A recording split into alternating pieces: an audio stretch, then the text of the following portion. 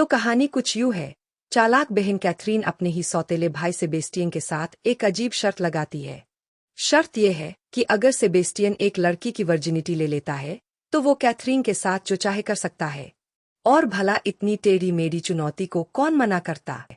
तो कहानी एक ब्लेंडेड फैमिली के भाई बहन की है। सेबेस्टियन, जो बड़ा भाई है, एक हैंडसम प्ले बॉय है। उसकी स्मार्टनेस और अच्छे लुक्स की वजह से उसने कई लड़कियों को पटाया हुआ है।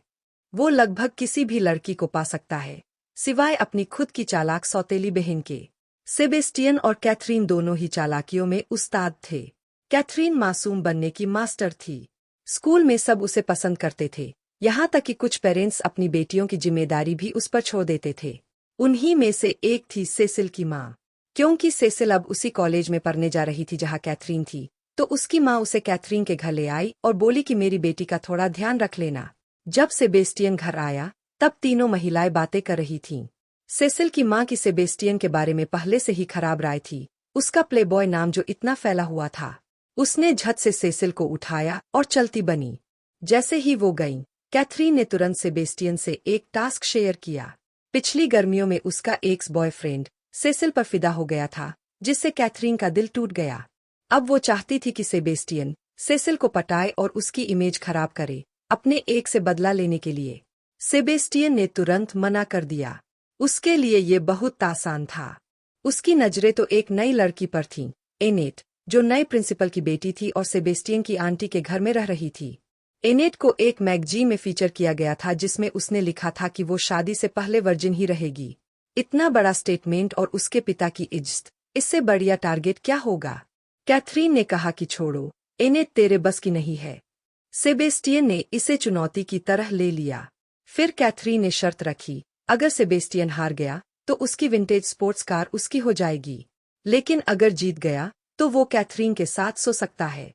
सेबेस्टियन तो पहले से ही अपनी सौतेली बहन को चाहता था, तो शर्त तुरंत मान ली गई। सेबेस्टियन भागा अपनी आंटी के घर। एनेट अभी अभी हॉर्स राइडिंग से लौटी थी। उसने पूरी कोशिश की एनेट को इम्प्रेस करने की, लेकिन एनेट पर कोई असर नहीं पड़ा। उल्टा वो उसकी अकड़ और ओवर कॉन्फिडेंस से चिढ़ गई। उसने ठंडेपन से कहा कि उसे सेबेस्टियन की सारी हरकतों का पता है और वो ये सब बंद कर दे। सेबेस्टियन निराश होकर चला गया। उसे अब अलग तरीका अपनाना था। इधर कैथरीन ने सेसिल के लिए एक चाल चली। सेसिल अब एक म्यूजिक टीचर रोनाल्ड से सेलो सीख रही थी। कैथरीन को उन दोनों के बीच कुछ स्पेशल लगा। उसने सेसिल को पिकनिक पर बुलाया और उससे लव लाइफ के बारे में बात करने लगी। सेसिल ने बताया कि एक लड़के ने उसे वेकेशन पर प्रपोज किया था, लेकिन उसने कभी किसी के साथ कुछ नहीं किया।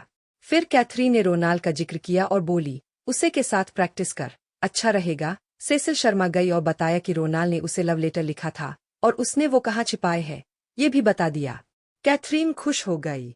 उसने सेसिल से कहा कि उन लेटर्स की फोटो कॉपी करवा ले ताकि उन्हें संभाल कर रखा जा सके, और ये भी कहा कि वो दोनों कैथरीन के घर मिल सकते हैं। उधर सेबेस्टियन ने एक नई ट्रिक आजमाई। उसने एनेट को पूल के पास पटाने की कोशिश की। जब एनेट स्विमसूट पहनने गई तो उसने गलती से परफ्यूम स्प्रे कर दिया।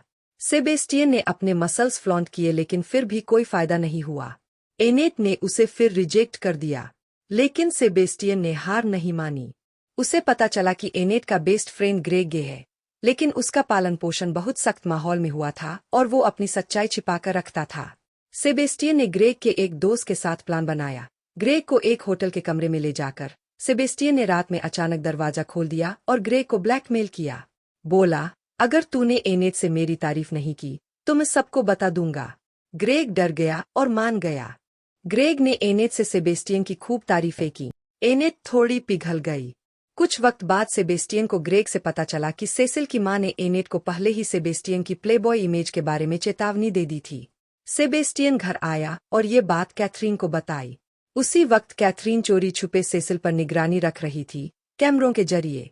भाई बहन ने एक दूसरे को अपडेट दिया और फैसला लिया कि अब दोनों मिलकर काम करेंगे। एनेट के बेस्ट फ्रेंड की वजह से सेबेस्टियन को एनेट का ट्रस्ट मिलने लगा और दोनों धीरे धीरे एक दूसरे को डेट करने लगे। इधर कैथरीन ने भी अपने पत्ते खोल दिए। उसने सेसिल की मां को सेसिल और रोनाल्ड के रिश्ते के बारे में बता दिया। सेसिल हैरान रह गई और रोती हुई वहां से भाग गई।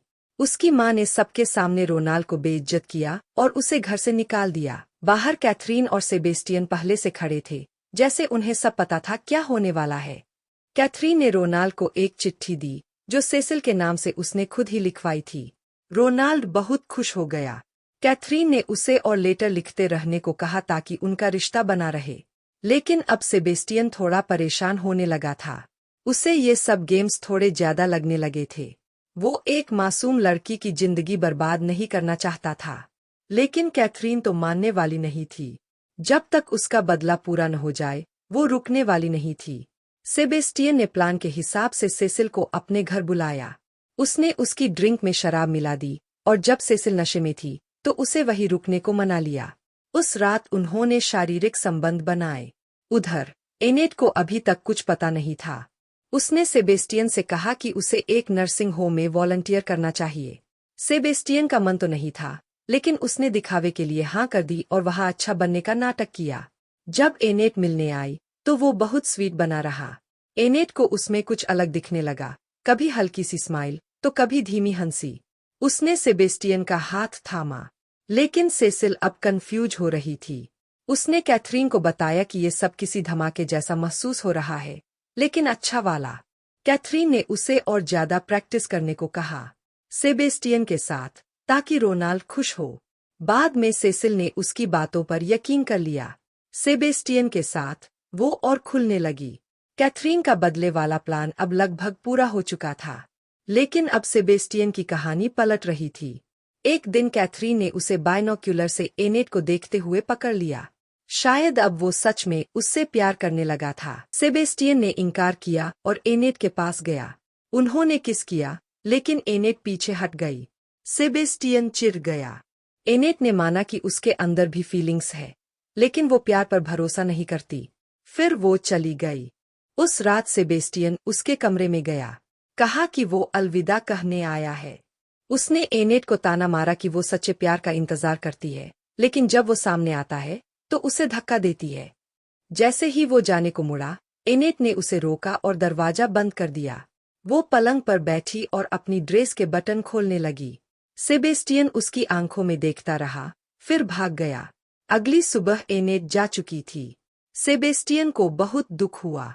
उसने उसके दोस्तों को कॉल कर करके पता लगाने की कोशिश की कि वो कहाँ है, और फिर स्टेशन पर जाकर उसका इंतजार किया। उस दिन सेबेस्टियन ने बाजी जीत ली थी, लेकिन इस बार वो वहां से नहीं गया।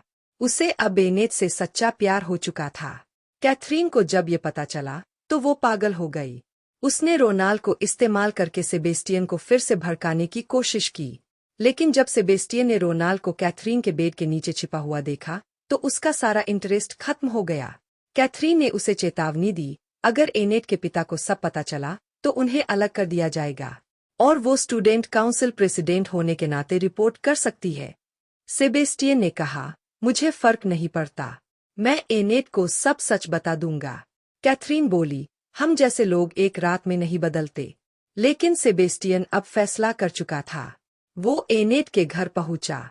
उसने दरवाजा खोला और उसे अंदर बुलाया। जैसे ही वो अंदर गया, सेबेस्टियन ने उसे सब सच बता दिया कि उसका प्यार एक झूठ था। ये सुनते ही एनेट अंदर से टूट गई। वो मानना नहीं चाहती थी। सेबेस्टियन की आंखों में आंसू थे, कांपते हुए बोला कि उसे अब किसी और से प्यार हो गया है। लेकिन जैसे ही उसने एनेट की आंखों में वो दर्द देखा, वो खुद को रोक नहीं पाया।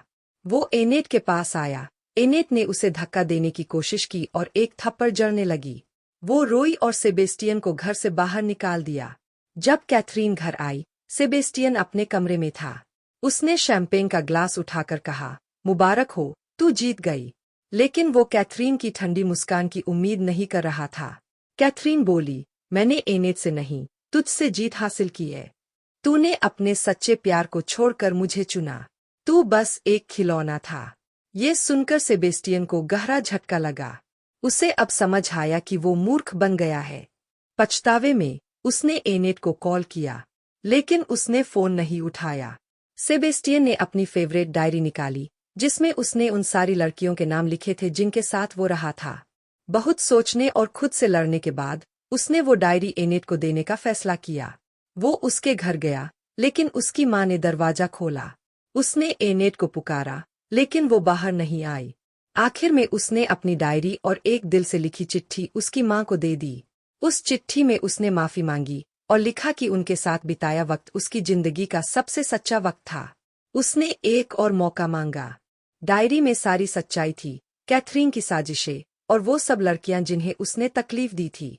उस रात वो उसके घर के बाहर खड़ा रहा, सारी रात वही रुका और सुबह हार कर चला गया। एनेट ने खिड़की से उसे देखा और दौड़ती हुई उसके पीछे गई। उधर कैथरीन को डर था कि कहीं सेबेस्टियन सबको उनकी शर्त के बारे में ना बता दे, इसलिए उसने घबराकर रोनाल्ड को कॉल किया। बोली, सेबेस्टियन ने न सिर्फ सेसिल के साथ सेक्स किया है, बल्कि अब सब कुछ बताने वाला है। रोनाल्ड गुस्से में फोन काटकर सेबेस्टियन को ढूंढने निकल पड़ा। उधर एनेट सेबेस्टियन के पास पहुंच चुकी थी, लेकिन तब तक दोनों लड़कों में लड़ाई शुरू हो गई थी। वो उन्हें रोकने दौड़ी, लेकिन इस भागदौड़ में एनेट सड़क पर जा गिरी। सेबेस्टियन कूदकर उसे बचाने की कोशिश करता है और खुद गाड़ी की टक्कर खा लेता है। जमीन पर पड़े हुए उसने धीमी आवाज में एनेट से कहा, आई लव यू। सेबेस्टियन की जान चली जाती है। लेकिन कहानी यही खत्म नहीं होती। नई सेमेस्टर की शुरुआत में कैथरीन स्टेज पर आई जैसे कुछ हुआ ही नहीं, लेकिन जैसे ही उसने बोलना शुरू किया, पूरा ऑडिटोरियम उठकर बाहर चला गया।